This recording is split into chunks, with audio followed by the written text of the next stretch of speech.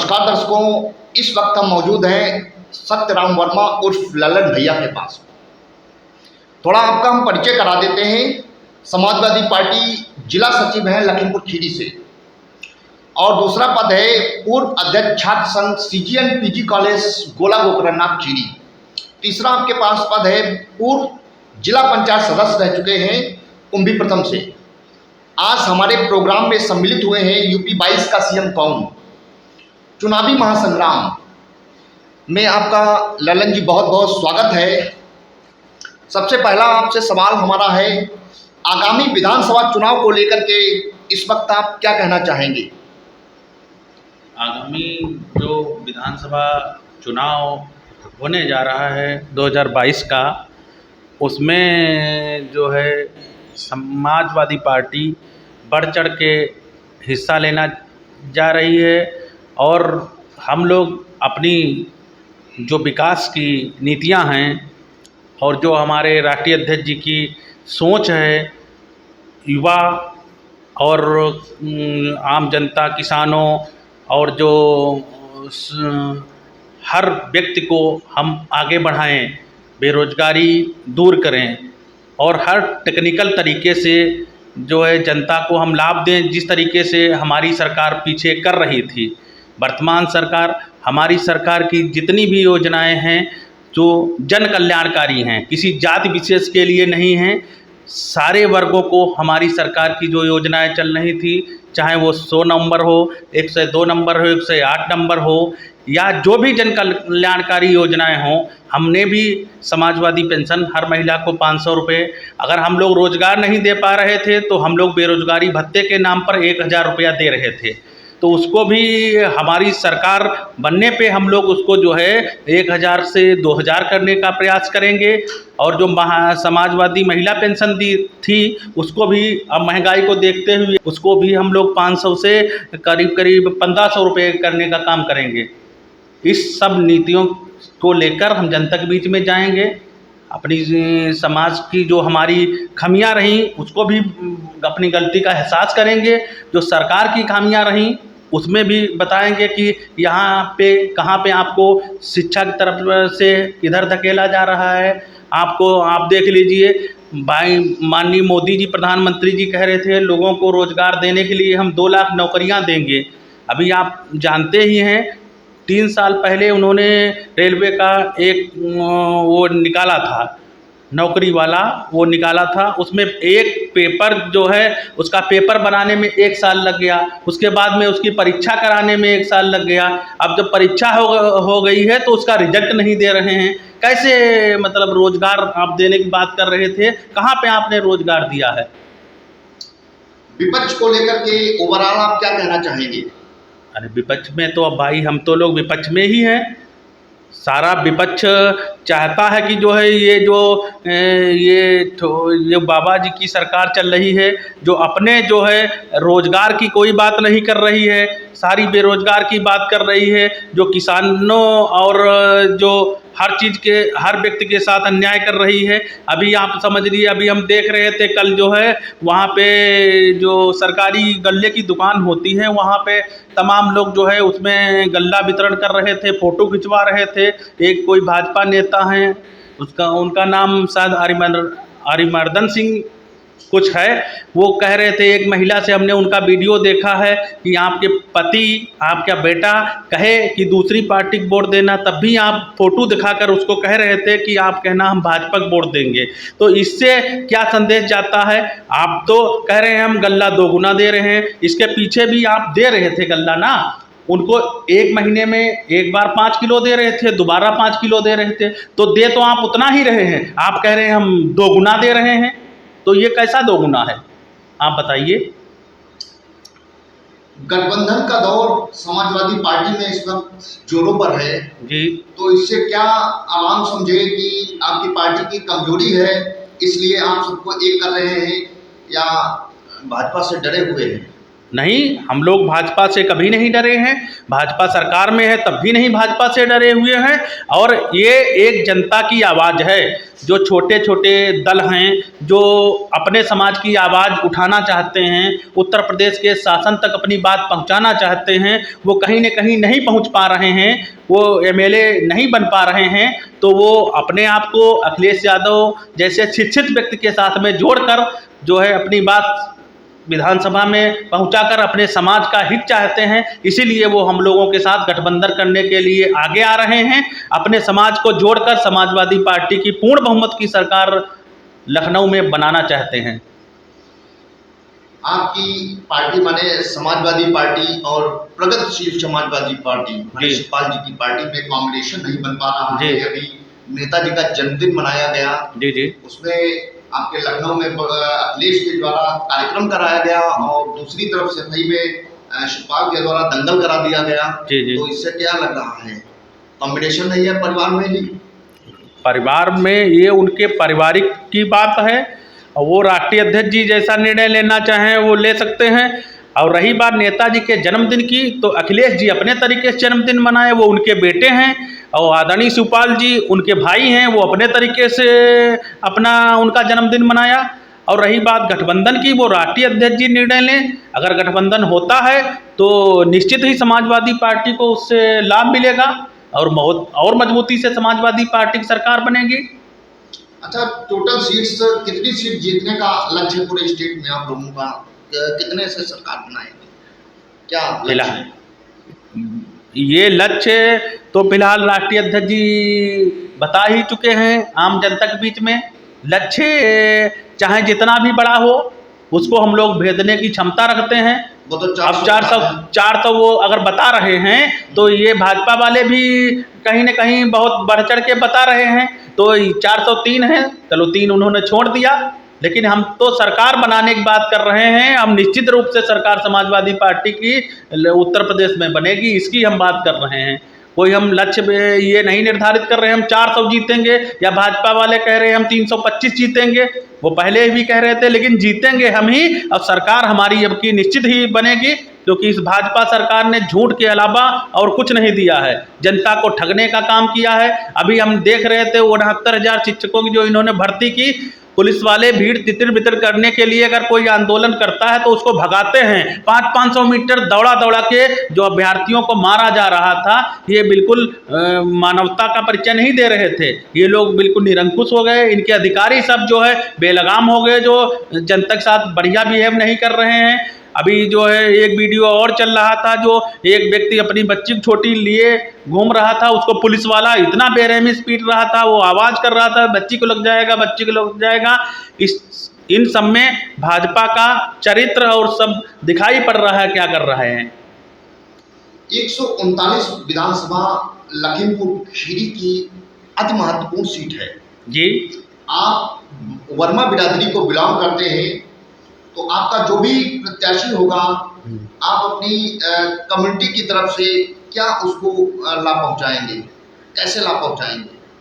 139 विधानसभा, आपकी बात सही है मनीष जी।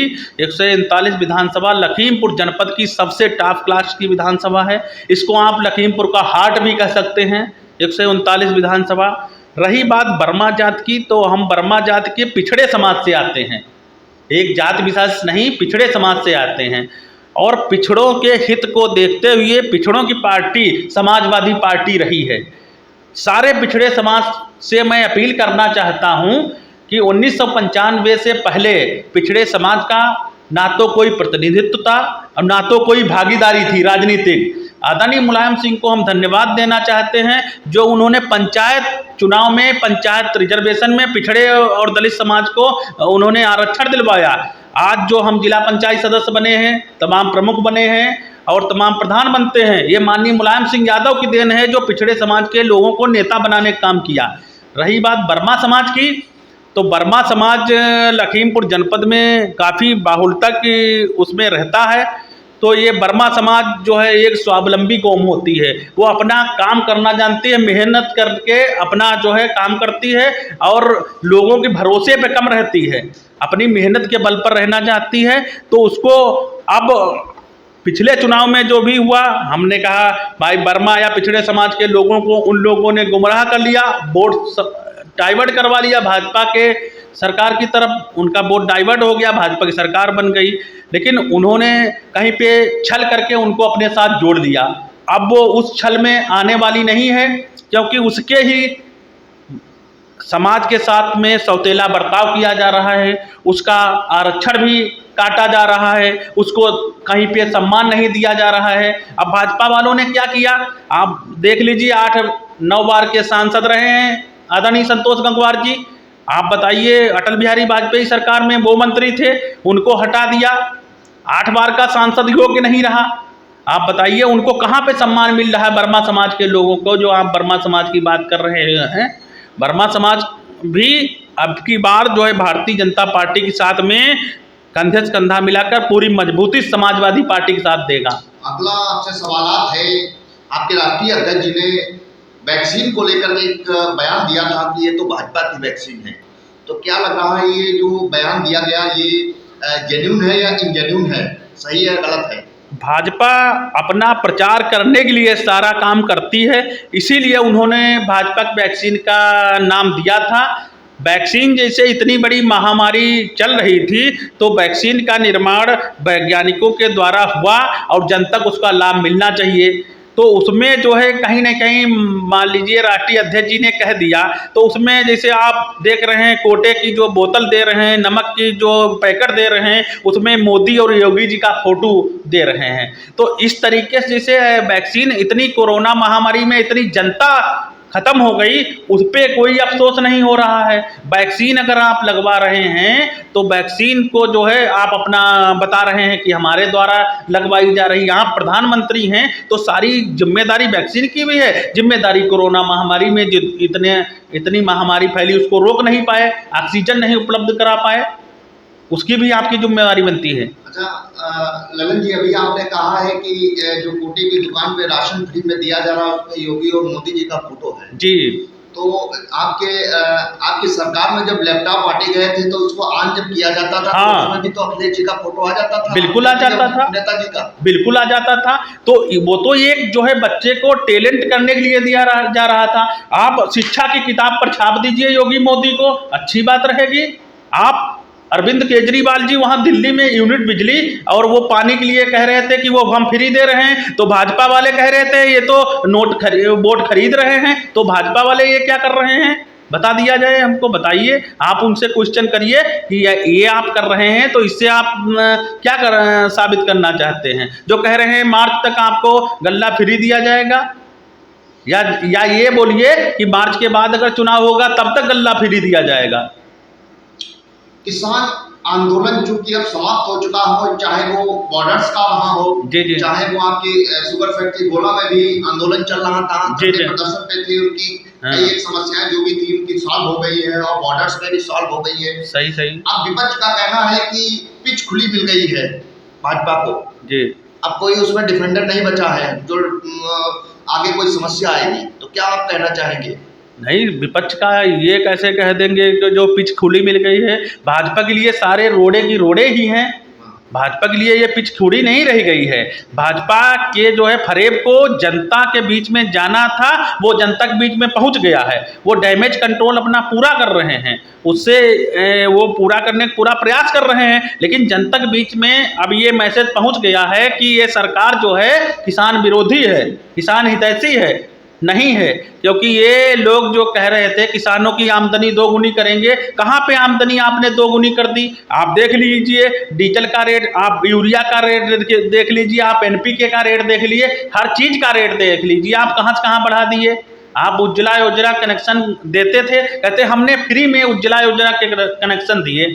आप फ्री में कनेक्शन दे के सबकी सब्सिडी खत्म किए हो, और सिलेंडर आप देख लीजिए 950 रुपये मिल रहा है। तो किसान की आमदनी तो कहीं पे भाई साहब दोगुनी तो हो नहीं रही है। आपकी पार्टी की तरफ से समय समय पर विपक्ष पे हमला किया जा रहा है, माने भाजपा पे हमला किया जा रहा है। अभी बयान आया था कि बावटको को नीति अपना रहे हैं जी, लेकिन भाजपा वालों से जब पूछा गया तो उन्हीं को टॉर्चर किया जा रहा है जो आवाम को तंग करने का काम करते हैं, या तो वो गुंडा है, माफिया है, उन्हीं को तंग किया जा रहा है। आप इस पर क्या रिएक्ट करेंगे? इसमें बिल्कुल भाई साहब रिएक्ट करेंगे हम। ये बाबा की जो ठोको नीति है, चलो वो भाजपा वाले लोग कहते हैं गुंडा और माफियाओं को परेशान किया जा रहा है, तो भाजपा ये तय करे कि गुंडा माफिया क्या विशेष समुदाय के लोग हैं या ब्राह्मण समाज के लोग हैं। उसमें जो है स्पेशल रूप से हम तमाम लोगों को जानते हैं, जैसे पूर्वांचल में हैं जो बाबा जी की ठोको नीति में क्यों नहीं आते हैं, जो उनके समाज से बिलोंग करते हैं, बाबा जी के समाज से। अगर आप गुंडों माफियों पे अंकुश लगाना चाहते हैं, जो आपके समाज के गुंडा माफिया हैं, उन पे क्यों कार्रवाई नहीं करते हैं, उन पे क्यों बुलडोजर नहीं चलाते हैं? आप क्या दिखाना चाहते हैं? आप जो है कमलेश पाठक हैं और क्या नाम विजय मिश्रा हैं और मुख्तार अंसारी हैं, यही माफिया हैं क्या? अन्य जो आपके समाज के लोग हैं वो माफिया नहीं हैं? उन पर क्यों नहीं चलाते हैं? अभी ओवैसी जी ने बयान दिया है कि समाजवादी पार्टी की सरकार जब थी जी, तो थाने में यादव लोगों का बाहुल्य था। जी जी। अब बाबा की सरकार है तो ठाकुर लोगों का बोलबाला है जी। तो क्या लग रहा है, आप क्या इस पे रिएक्ट करेंगे? अब ये तो जनता को देखना चाहिए ना। जनता बहुत आवाज उठा रही थी कि सारे थानों में यादव बैठा है। अब बाबा जी तो एक संत समाज से आते हैं, उनको तो जाति से मतलब नहीं होना चाहिए। वो तो सर्व समाज के एक बाबा हैं, उनकी कोई जाति नहीं, वो तो सर्व समाज के संत है ना। तो अब ये जो कप्तान हैं, जो जिले अधिकारी हैं, जो एसओ पोस्ट हो रहे हैं, इंस्पेक्टर हैं, वो एक समाज से क्यों आते हैं? जनता को क्वेश्चन करना चाहिए। भाजपा गवर्नमेंट के जो जनप्रतिनिधि हैं और जो एमएलए हैं, एमपी हैं, जो सरकार के लोग हैं, उनसे ये बात पूछना चाहिए। अभी कल वाराणसी में धार्मिक कार्यक्रम था जिसमें प्रधानमंत्री जी आए हुए थे, लेकिन आपके राष्ट्रीय अध्यक्ष जी ने कहा कि जब आखिरी समय आता है 2-3 महीने तो आदमी वहीं पहुंच जाता है जी। तो क्या ये जो बयान दिया गया ये क्या सही है या गलत है? वो सही है। वो उन्होंने जो है ये जो बयान दिया है उसके लिए वो उनका ये तात्पर्य है कि जो मान लीजिए जिससे हम लोग हिंदू धर्म से बिलोंग करते हैं, तो ये सरकार जो यूपी गवर्नमेंट की है ये जाने वाली है, उसके द्वारा उन्होंने संदेश दिया कि ये गवर्नमेंट जाने वाली है, इसीलिए वो बनारस आए हैं। अब उनका अपना नज़रिया है और प्रधानमंत्री जी का अपना नज़रिया है, वो किस लिए गए हैं। आपकी पार्टी की तरफ से बयान दिए जा रहे हैं कि भाजपा सरकार जब चुनाव आता है मंदिर और मस्जिद की राजनीति करती है। जी जी। चाहे वो राम मंदिर हो, चाहे वो मथुरा जी मंदिर हो। तो क्या लग रहा है कि ये आस्था का विषय है, जो मामले कई वर्षों से पेंडिंग में पड़े हुए थे जी जी, उन समस्याओं को सॉर्ट आउट किया गया, सॉल्व किया गया, तो क्या इस पे आप रिएक्ट करेंगे? ये जो बहुत वर्षों पुराने जो अयोध्या राम मंदिर है, ये सब है, इसमें भाजपा अपनी पीठ थपथपा रही है वोट लेने के लिए। अयोध्या मंदिर का जो निकला है हल, वो माननीय सुप्रीम कोर्ट के द्वारा निकला है, इससे उनका कोई सरोकार नहीं है भाजपा वालों का। रही बात ये जो जैसे मथुरा और वाराणसी इसकी बात कर रहे हैं, तो अभी हमने एक दिन देखा था केशव प्रसाद मौर्य जी का जो है, हमने ये देखा था, तो केशव प्रसाद मौर्य जी कह रहे थे कि राम मंदिर बन गया, वाराणसी बनारस मंदिर बन गया काशी विश्वनाथ बाबा का, अब मथुरा की बारी है। तो इसके पहले भी तमाम विनय कटियार और तमाम सुषमा स्वराज वगैरह, वो क्या नाम उमा भारती जी वहाँ पे बहुत आंदोलन कर रही थी। तो ये सब चुनावी मुद्दे बना के हिंदू मुस्लिम का सिस्टम उठाना चाहते हैं। मैं केशव प्रसाद मौर्य डिप्टी सीएम जो हैं उनसे ये पूछना चाहता हूं, क्या विनय कटियार जी जो बजरंगी थे भारतीय जनता पार्टी की, आज उनकी कहाँ पे हैसियत है? कल आपकी कहाँ पे हैसियत थी? आपको चेहरा बना के यूपी में चुनाव लड़ा गया था, आप कहाँ हैं? आपको क्यों मुख्यमंत्री नहीं बनाया गया? फिर से आपको वहाँ पे मथुरा भेज के हिंदू मुस्लिम कराने के लिए आपको हनुमान बनाया जा रहा है। आप अपनी देखिए कहाँ पे आप हैं। तो हिंदू मुस्लिम के अतिरिक्त जो है सोच जनता के अंदर अब यह आ चुकी है, हिंदू मुस्लिम में उलझा कर भाजपा गुमराह कर रही थी, अब जनता हिंदू मुस्लिम के उसमें नहीं आने वाली है, खाली विकास के उस पर और रोजगार के बात करती है। अगला सवाल आपसे है, विपक्ष का कहना है कि समाजवादी पार्टी की जब जब सरकार बनी है गुंडागर्दी बढ़ गई है, महफूजियत कम हो गई है और इन लाल टोपी वालों से खतरा है, क्या रिएक्ट करेंगे आप? अरे मैं तो कह रहा हूँ भाई, खतरा भारतीय जनता पार्टी के लोगों से है। भारतीय जनता पार्टी की जो झंडा लगी हुई गाड़ियाँ किसानों को कुचल रही हैं, उससे किसका रिएक्ट हो रहा है? आम जनता क्या पूरे विश्व में इसकी जो है ख्याति हुई है। अभी जो है पचकमा ब्लॉक प्रमुख का चुनाव था, एक महिला के कपड़े फाड़ दिए गए। इसमें भाजपा के गुंडे दिखाई पड़ रहे हैं कि लाल झंडे वाले गुंडे, लाल टोपी वाले गुंडे हैं? ओवरऑल आप यूपी खबर के माध्यम से जनता से क्या अपील करेंगे? हम जनता से यही अपील करना चाहते हैं, आपने दोनों सरकारों को देखा है, अखिलेश जी को देखा है, बाबा जी को देख रहे हैं। जनता ये तुल्य कि उसके लिए कौन अच्छा है, कौन खाली जातिवाद की राजनीति करता है, कौन हिंदू मुस्लिम की करता है, कौन शिक्षा और रोजगार और जो आपकी ज़रूरत है, आपके बच्चों के भविष्य के बारे में जो सोचता है, उसकी कौन बात कर रहा है। जनता को उसका साथ देना चाहिए। आज की दृष्टि में जनता को समाजवादी पार्टी ही सबसे अच्छा विकल्प लग रही है, जो सबको साथ लेकर चल रही है और सबका विकास करना चाहती है। चाहे वो हिंदू हो, चाहे मुसलमान हो, चाहे अगड़ा हो, चाहे पिछड़ा हो, हर व्यक्ति का सम्मान और मान देने का काम हमारे राष्ट्रीय अध्यक्ष जी अखिलेश यादव जी कर रहे हैं। तो हम जनता से अपील करना चाहते हैं कि विधानसभा जो 22 का चुनाव है, उसमें आप लोग अखिलेश यादव को देखकर, उनकी विकासवादी सोच को देखकर सभी लोग समाजवादी पार्टी का साथ दें। धन्यवाद। दर्शकों, अभी आप सत्यराम वर्मा उर्फ ललन भैया को सुन रहे थे, जिन्होंने अपनी सरकार की जो भी योजनाएं लॉन्च की गई थी, चाहे वो 100 डायल 100 हो, 102 हो, 108 हो, कई एक योजनाएं लॉन्च, चाहे समाजवादी पार्टी की पेंशन योजना रही हो, उनको लेकर के काफी कुछ बताया है और साथ ही में विपक्ष पे भी बहुत कस के हमला बोला है।